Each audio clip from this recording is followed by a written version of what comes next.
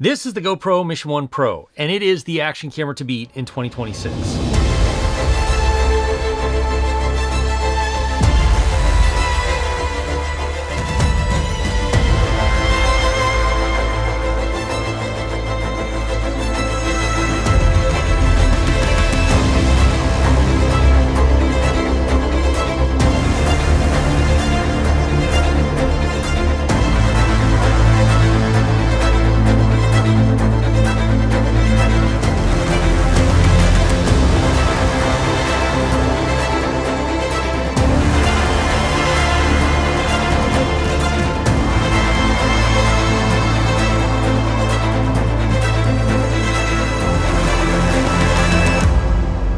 And in full disclosure, GoPro did send this camera to me to test and review, but they're not paying me or sponsoring this video in any other way, and they don't get to see it before it's launched. But if you're interested in picking one of these up, there are affiliate links down in the description. And if you use the code RANGER10 on GoPro.com, you'll get 10% off. I've been using various GoPros for a lot of years. I think all the way back to the Hero 3, way back when, and I had frustrations with all of them. And those are well documented on this channel, especially when it came to comparisons with other action cameras out there. However, when it comes to the Mission 1 Pro, it has changed pretty much everything about my opinions about GoPro. Like, it has been such a solid performer, and the image quality is by far, in my opinion, the best image quality out of any camera this size on the market. So once again, GoPro is defining the market that they helped to create. And frankly, it's about time. But let's dive into the image quality. Now, when it comes to image quality, GoPro has always had nice image quality, except in one area, Lowlight, which we'll get to in just a minute. But in this case, they have really stepped up the game. This does not look like images that have come out of an action camera. It looks more like something out of a small mirrorless camera, and that is largely thanks to the new 1-inch sensor that they've put in this. And that also, because they put a 1-inch sensor in here, enables us to now capture up to 8K 60 frames a second if you get the Mission 1 Pro. If you get the regular Mission 1, you can still capture 8K up to 30 frames a second, and it looks spectacular. I've been testing this camera in just all the different ways I can think of and comparing it with other cameras, and the GoPro just has that image quality. It looks so good. It has so much detail, and it's fantastic. Now, the one caveat to this is that because they're using a 1-inch sensor, you can only get so close with focus distance. You get about 24 inches, so about 0.75 meters or so, and you can't get any closer than that because it will be out of focus. And that has nothing to do with anything other than it's just physics. But other than that, the image quality coming out of this camera is just fantastic. And of course, you get access to GoPro Log 2, which is their new flat color profile that gives you up to 14 stops of dynamic range, and frankly looks fantastic when you color grade it. Like, I've worked a lot of professional jobs where they asked me to use GoPro specifically on FPV drones or on other pieces of equipment as crash cameras, specifically because they knew how to work with the GoPro footage. And this GoPro Log 2 is fantastic. It gives you a ton of leeway and a ton of room to color grade. But even if you don't want to use the GoPro Log 2, the natural, the flat, the vibrant are all available to you, and they all look really good. I wouldn't use vibrant if you're going to film yourself because it makes you look a little too tan or a little too orange, but vibrant does look good in outdoor nature scenes, and like this scene here with the FPV, like, it looks amazing because it's, it's an amazing location. So huge upgrades in image quality. The footage, like, I cannot stress this enough, how good the footage looks coming straight out of camera. It looks amazing. And that's also partly due to the fact that GoPro is the only action camera out there that allows you to get a very high bit rate. So in this camera, by default, you can get up to 240 megabits a second. Most action cameras are limiting you to about 120 to maybe 150 or 60, maybe 180 at the most. But also, if you use GoPro Labs, then you can even increase that up to 300 megabits a second. Now, megabits a second comes into play when you're moving by stuff that's moving really fast and there's lots of small detail. Sand, trees with leaves, grass, gravel, in this case, glacier ice, like all of that stuff the details kind of mush together if you don't have enough megabits a second. And this is something that GoPro has always done incredibly well, is given us high megabits a second. And with this the Mission 1 Pro, they have done nothing short of something amazing of giving us up to 240 megabits a second, and with labs up to 300 megabits a second if you really want that extra detail. It looks amazing, especially when you're going by snow, falling water, anything like that. It really brings out all those little tiny fine details and keeps them nice, whereas lesser bit rate will kind of mush a lot of those details together. So now there's one thing you need to be aware of with the 8K and the 4K footage here, is that if you're filming at 8K, you take a slight hit to dynamic range, at least from what I can tell. But if you're filming in 4K, and especially in the GoPro Log 2, 4K 60, you're going to get the most amount of dynamic range you possibly can get. Hey, if you're enjoying or getting value out of this video, then consider subscribing. I go out and test and review photography and filmmaking equipment in places like this, here in Alaska, where I live. But quite possibly, some of the biggest improvements in this camera come with slow motion. So if you film a lot of slow motion, this camera is incredible for that stuff. 4K, 240 frames a second, like, that's really, really slow, and you really have to find fast-moving stuff to make that look good. I mean, really fast-moving stuff. But that's not where it's limited to either. You can also film up to 1080, 960 frames a second, so almost 1,000 frames a second. And if you thought slow motion was slow at 4K 220, almost 1,000 frames a second at 1080 is ridiculously slow. It is so mind-bendingly slow to be able to capture something that is extremely fast motion and almost freeze it in time. Super cool. So if you shoot or film a lot of slow motion content, then this camera would be a huge upgrade for you. I mean, just, it is incredible. Now, the slow motion, the 4K 240, you can film pretty much until the battery runs out or until the camera overheats, which we'll talk a little bit more about later. The 960 frames a second, 1080, you can only get a 10-second burst of, which is still very impressive. Very, very impressive. And there are other options there. You can do like 1080 at 460. You can select some of the other options there too if you want to do other frames, other slow motion frames. But gotta say, the slow motion in this GoPro, I'm a huge fan of.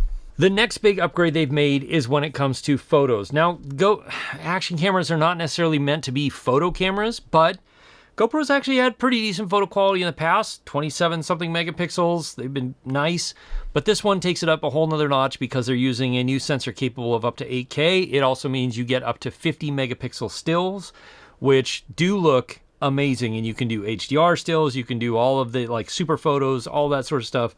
The photos coming out of this camera look great. The colors look amazing. And so if you like taking photos with an action camera, running around with it, just this is your only camera, you're running through all kinds of different weather or something, then GoPro will take some great photos for you. And that somewhat brings us to the field of view. Now, GoPro has a max field of view of 156 degrees, which as of the time of this recording is the widest field of view available on an action camera. That's great for FPV stuff. Like, it looks amazing because it makes you feel like you are screaming through places, especially when you're going close by things.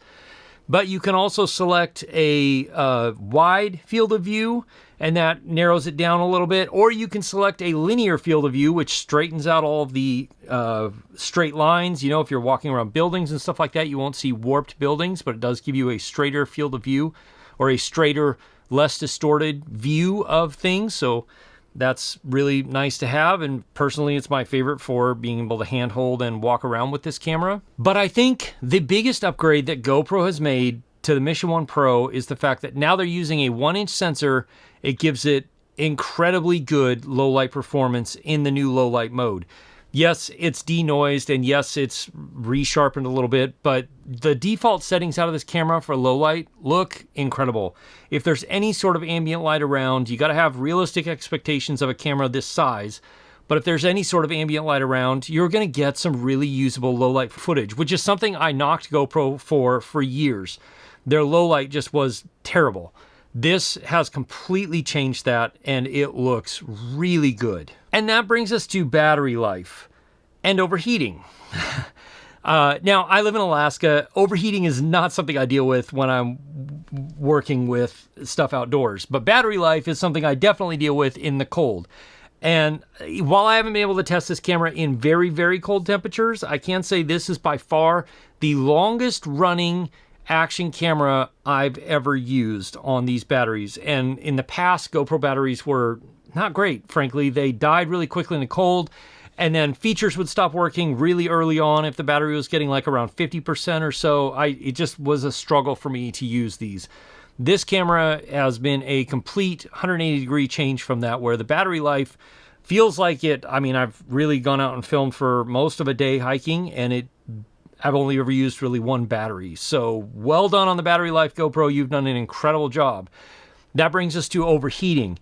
In the past, GoPros would tend to overheat really early on, really quickly on. This is using a completely new chipset, a completely different chipset than they've ever used before, as well as the new sensor. And that has basically eliminated overheating as a factor, especially if you're using this like an action camera where you're not, setting it somewhere to film for like 4 hours straight or something like that. It goes, in my experience, and I've seen other people test it like Potato Jet, where they've recorded a full like 4 hours, I think, of footage before the battery died, and it never overheated.